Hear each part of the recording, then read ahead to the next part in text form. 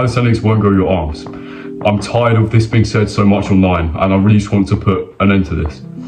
A lot of people believe that you have to do gym exercises to grow your arms.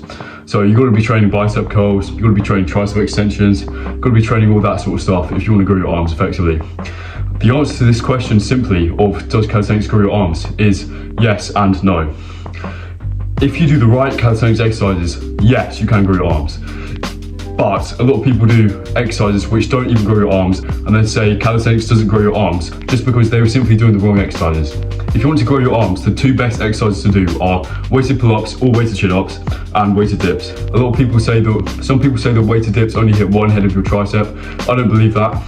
I've grown my triceps from weighted dips, you can do it, it's fine. If you look at someone who's good at weighted dips and doesn't do any rope extension or anything on the cable, they've got big triceps anyway, so it doesn't matter. You can do weighted dips and be fine without doing any other tricep movement. If you want to do another tricep movement, then feel free. You can combine weighted dips with tricep extensions. I've done that in the past. There's nothing wrong with that, and it's a great way to train. A good form cue on weighted dips, if you want to target your triceps, is a lot of people flare their elbows out when they dip. You don't want to do that. You want to keep your elbows locked in and go until your shoulder is below your rear delt and then push up like that, locking out your triceps at the top. I usually use quite a close grip on when I'm doing weighted dips.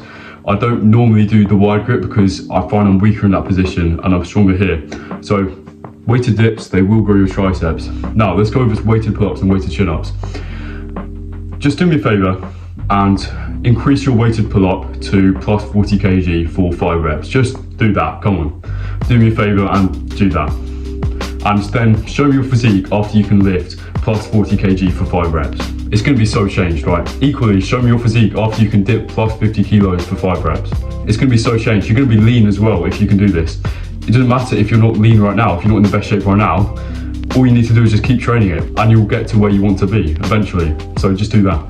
The good thing about training, if you don't have much time in the gym, then this is literally perfect because you're not just hitting your arms and your biceps when you're doing weighted pull-ups and weighted dips. You're hitting everything. You're hitting everything in your upper body other than legs, but you can just do squats if you want another compound for your legs, which is equal to weighted dips and weighted pull-ups. You're basically doing street lifting at that point, which you can actually compete in if you get strong enough. A lot of people don't know this, but if you get super strong in weighted dips and weighted pull-ups and a squat, you can actually compete in competitions where it's kind of like powerlifting but just for bodyweight movements. And I'm actually thinking of doing that maybe in the future. Anyway, it's so unreally time productive. If you just do 2 sets of weighted dips and 2 sets of weighted pull-ups, simple workout, right? Every other day, what you're gonna do is 2 sets of weighted pull-ups and 2 sets of weighted dips in the same workout, or you can do 2 on one day, then you can do pull-ups on one day, dips one day, just alternate that. Occasionally take a rest day if you're gonna do that because you might have too much fatigue, you never know. But anyway, pull-ups are not just going to build your biceps, they're gonna build everything in the back of your body.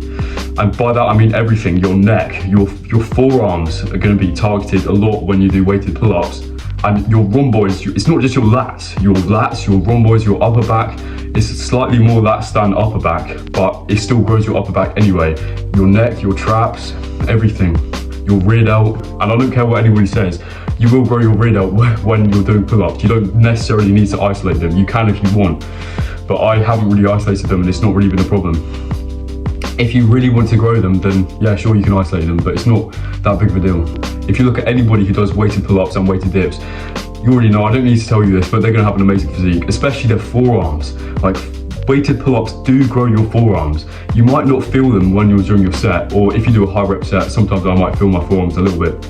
But by building your grip strength, enough grip strength to not only hold your body weight and pull yourself up to the bar, but added weight, then that's really gonna grow your forearms and make a big difference.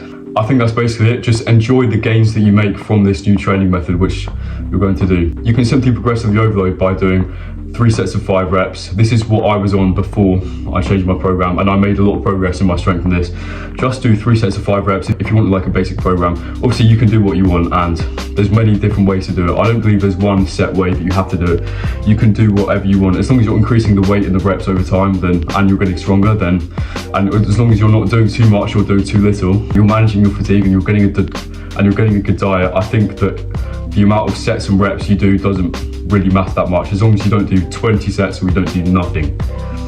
Something sensible, so maybe 3 times 5 or maybe 2 times 10 or something like that, 2 times 8, whatever. Then add a 1.25 or 2.5 every week or every session if you're, depends how quickly you feel like you can add weight or reps. That's basically it for today's video. Thanks for watching, subscribe, and just go and train dips and pull-ups. That's the message of this video basically, and they will grow your arms. Thanks for watching, I'll see you in the next one.